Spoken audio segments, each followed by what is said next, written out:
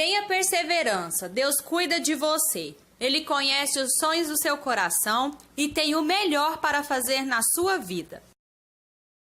Segundo Reis 1. Depois da morte de Acabe, Moabe se rebelou contra Israel. Certo dia, Acasias caiu da sacada do quarto do seu palácio em Samaria e ficou gravemente ferido. Por isso enviou mensageiros para consultar Baal-Zebubi, deus de Ecrom. Vou me recuperar deste acidente? Então o anjo do Eterno disse a Elias, o tesbita: levante-se, vá encontrar-se com os mensageiros do rei de Samaria e diga a eles: por acaso não há Deus em Israel para vocês irem consultar Baal-Zebubi, deus de Ecrom? Pois assim diz o Eterno: você não sairá desta cama, ficará aí como se estivesse morto. Elias entregou a mensagem e foi embora. Os mensageiros voltaram e o rei perguntou: por que voltaram tão rápido? O que aconteceu? Eles responderam: encontramos o homem que nos disse: voltem ao rei que enviou vocês e digam a ele: assim diz o Eterno: por acaso não há Deus em Israel para vocês irem consultar Baal-Zebubi, deus de Ecrom? Por isso, não se preocupe, você não sairá dessa cama, você é um homem morto. O rei perguntou: falem mais sobre esse homem que vocês encontraram, como ele era? Eles disseram: usava roupa de pelo e um cinto de couro. O rei disse: deve ser Elias, o tesbita. O rei mandou um capitão com 50 homens buscar Elias, que estava sentado tranquilo sobre uma colina. O capitão chegou e disse: homem de Deus, por ordem do rei, desça daí. Elias respondeu ao capitão: se sou mesmo homem de Deus, que um raio caia sobre você e seus 50 soldados. De repente, um raio saiu do nada e consumiu o capitão e os 50 soldados. O rei mandou outro capitão com 50 soldados. Eles também disseram: homem de Deus, por ordem do rei, desça daí. Elias respondeu: se sou mesmo homem de Deus, que um raio caia sobre vocês e seus 50 soldados. Imediatamente um raio caiu do céu e consumiu o capitão e seus soldados. O rei mandou um terceiro capitão com 50 soldados. Pela terceira vez, um capitão e 50 soldados se aproximaram de Elias. O capitão se ajoelhou e suplicou: ó homem de Deus, tenha consideração para com a minha vida e a vida desses 50 soldados. Já 2 vezes um raio atingiu e destruiu um capitão e seus 50 soldados. Por favor, tenha misericórdia. O anjo do Eterno disse a Elias: não tenha medo, desça com ele. Elias se levantou, desceu e o acompanhou até a presença do rei. Elias disse ao rei: assim diz o Eterno: como você mandou consultar Baal-Zebubi, deus de Ecrom, como se não houvesse Deus em Israel, você não sairá vivo dessa cama, você é um homem morto. E ele morreu, exatamente como o Eterno anunciou por meio de Elias. Como Acasias não teve filho, seu irmão Jorão o sucedeu no trono. No 2º ano do reinado de Jeorão, filho de Josafá, rei de Judá. O restante da vida de Acasias está registrado nas crônicas dos reis. Segundo Reis 2. Pouco antes de o Eterno levar Elias ao céu num redemoinho, Elias e Eliseu saíram numa caminhada partindo de Gilgal. Elias disse a Eliseu: fique aqui. O Eterno me mandou tratar de um assunto em Betel. Eliseu disse: assim como vive o Eterno, não perderei você de vista. E os dois foram para Betel. Em Betel, os discípulos dos profetas viram Eliseu e disseram: você sabe que hoje o Eterno vai levar seu mestre embora? Ele respondeu: sim, eu sei, mas não quero falar disso. Depois Elias disse a Eliseu: fique aqui, o Eterno me mandou tratar de um assunto em Jericó. Eliseu respondeu: assim como vive o Eterno, não perderei você de vista. E os dois foram para Jericó. Em Jericó, os discípulos dos profetas disseram a Eliseu: você sabe que hoje o Eterno vai levar seu mestre embora? Ele respondeu: sim, eu sei, mas não quero falar disso. Depois Elias disse a Eliseu: fique aqui, o Eterno me mandou tratar de um assunto no Jordão. Eliseu respondeu: assim como vive o Eterno, não perderei você de vista. E os dois seguiram juntos. 50 discípulos dos profetas ficaram observando de longe quando os dois pararam na margem do Jordão. Elias pegou sua capa, enrolou-a e bateu na água. O rio dividiu-se e os dois atravessaram sobre chão seco. Quando chegaram ao outro lado, Elias disse a Eliseu: o que posso fazer por você antes de eu ser levado embora? Peça o que quiser. Eliseu disse: Quero a sua vida duplicada na minha. Quero ser um homem de Deus igual a você. Elias disse: é um pedido difícil, mas se você vir quando eu for levado embora, receberá o que pediu, mas fique observando. Foi o que aconteceu. Eles estavam andando e conversando. De repente, uma carruagem de fogo, com cavalos também de fogo, ficou entre eles, e Elias subiu no meio de um redemoinho para o céu. Eliseu viu a cena toda e exclamou: meu pai, você era como os carros e a cavalaria de Israel. Quando não havia mais o que ver, ele rasgou sua capa em pedaços. Depois pegou a capa de Elias que tinha caído, voltou para a margem do Jordão e ficou ali. Segurando a capa de Elias, a única coisa que tinha ficado dele, bateu na água e disse: onde está agora, ó Eterno, o Deus de Elias? Quando a capa tocou a água, o rio dividiu-se e Eliseu o atravessou. Os discípulos dos profetas de Jericó também viram a cena de certa distância e comentaram: o espírito de Elias está com Eliseu. Por isso eles o acolheram e o respeitavam como profeta. Eles disseram a Eliseu: estamos a seu serviço, temos 50 homens de confiança e podemos enviá-los para procurar seu mestre. Talvez o Espírito do Eterno tenha levado a uma montanha ou deixado em algum vale remoto. Eliseu disse: não se preocupem com isso, mas eles insistiram tanto que ele acabou cedendo. Tudo bem, podem enviá-los. Eles mandaram os 50 homens que passaram 3 dias procurando o profeta em tudo que era canto, pelas montanhas e pelos vales, mas nem sinal dele. Finalmente voltaram para Jericó, onde estava Eliseu. Ele disse: não falei? Agora vocês acreditam?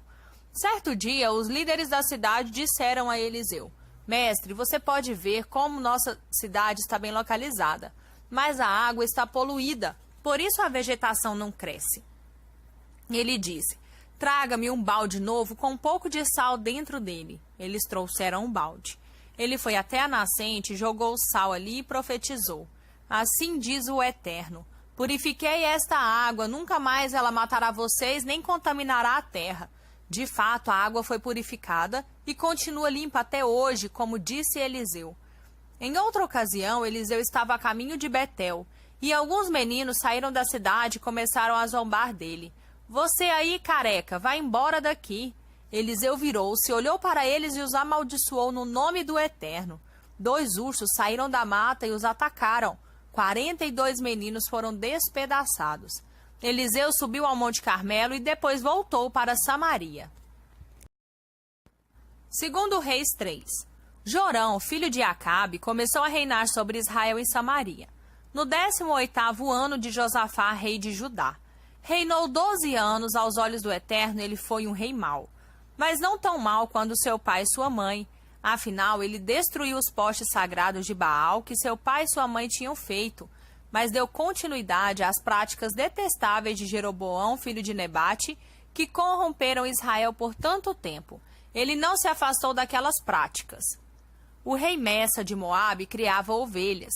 Ele era forçado a entregar ao rei de Israel 100.000 cordeiros e a lã de 100.000 cordeiros. Quando Acabe morreu, o rei de Moabe se rebelou contra o rei de Israel. Por isso, o rei Jorão partiu de Samaria e passou em revista o exército. A primeira coisa que fez foi mandar um recado a Josafá, rei de Judá. O rei de Moabe se rebelou contra mim. Você me ajuda a atacá-lo? Josafá respondeu: estou com você. As minhas tropas são as suas tropas, e os meus cavalos, os seus cavalos. Por onde começamos? Jorão respondeu: pelo deserto de Edom. O rei de Israel, o rei de Judá e o rei de Edom partiram, e depois de 7 dias estavam sem água para as tropas e os animais. O rei de Israel perguntou: e agora? O rei nos trouxe aqui os 3 reis para nos entregar nas mãos de Moabe. Mas Josafá disse: não há algum profeta do Eterno por aqui para que possamos consultar o Eterno por meio dele? Um dos oficiais do rei de Israel disse: Eliseu, filho de Safate, o braço direito de Elias, mora em algum lugar aqui perto. Josafá disse: ótimo, nele nós podemos confiar. E os 3 reis, o rei de Israel, Josafá e o rei de Edom, foram vê-lo. Eliseu disse ao rei de Israel: o que eu e você temos em comum? Vá consultar um dos profetas de seu pai e de sua mãe. O rei de Israel respondeu: nunca. Foi o Eterno que nos uniu 3 reis para nos entregar nas mãos de Moabe. Eliseu respondeu: assim como vive o Senhor dos exércitos de anjos, a quem sirvo, não fosse pelo respeito que tenho por Josafá, rei de Judá, não perderia tempo com vocês. Mas tragam-me um arpista. Enquanto o arpista tocava, o poder do Eterno veio sobre Eliseu. Ele profetizou: assim diz o Eterno: façam covas em todo este vale. Vocês não ouvirão o vento, nem verão chuva, mas o vale se encherá de água, para que suas tropas e seus animais bebam à vontade. Isso é fácil para o Eterno. Ele também entregará Moabe em suas mãos. Vocês devastarão a terra dele, destruirão as fortificações, arruinarão as cidades, derrubarão os pomares, entupirão as nascentes e destruirão as lavouras com pedras. De manhã, na hora do sacrifício, a água já tinha chegado e vinha do oeste, de Edom, como enxurrada inundando o vale. A essa altura, todos em Moabe souberam que os 3 reis tinham se unido para atacá-los. Todos os homens capazes de manusear a espada foram convocados para lutar e se puseram na fronteira. Eles estavam prontos logo cedo, quando a luz do sol brilhou sobre a água. De onde os moabitas estavam, o reflexo da luz solar na água parecia sangue. Eles gritaram: sangue, vejam, é sangue.